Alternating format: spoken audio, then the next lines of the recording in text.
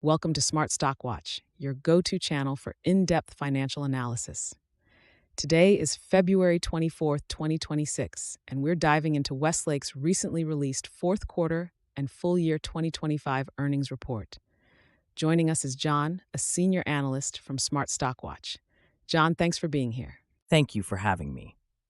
Westlake's report is quite comprehensive, and there's a lot to unpack, especially with the strategic actions they've taken in 2025 to optimize their operations and reduce costs. Revenue and profitability overview. Let's start with the top line.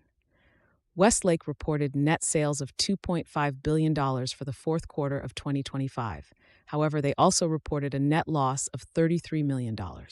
John, can you elaborate on these figures? Certainly. The net sales of $2.5 billion represent an 11% decrease year over year, primarily due to a decline in sales volume and average sales price. The net loss of $33 million, or 25 per share, is actually an improvement when excluding identified items, which had a significant impact on their reported figures. And what about their EBITDA performance?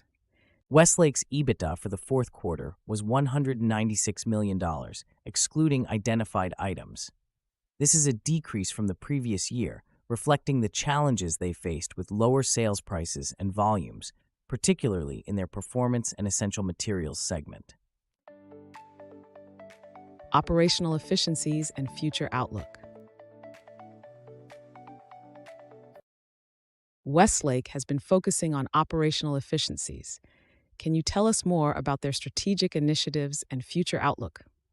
Westlake has implemented a PM Profitability Improvement Plan, targeting a $600 million EBITDA improvement in 2026. The plan is already showing benefits, with PM's EBITDA exceeding expectations in Q4. Additionally, their Housing and Infrastructure Products segment performed in line with expectations despite slower housing starts. And how does the acquisition of ACI fit into their strategy? The acquisition of ACI, completed in January 2026, is expected to enhance sales and earnings in the HIP segment. Westlake is positioning itself to capitalize on an eventual recovery in global demand despite challenging macroeconomic conditions. EPS forecast and analyst expectations. Analysts had forecasted an EPS of $0.44 for Westlake. How did the actual results compare?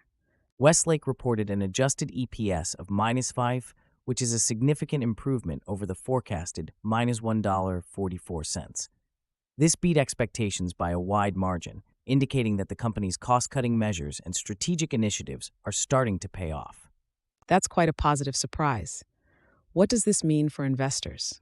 It suggests that Westlake is on a path to recovery and could be a promising investment, especially if they continue to execute their profitability improvement plans effectively. Market reaction and company response.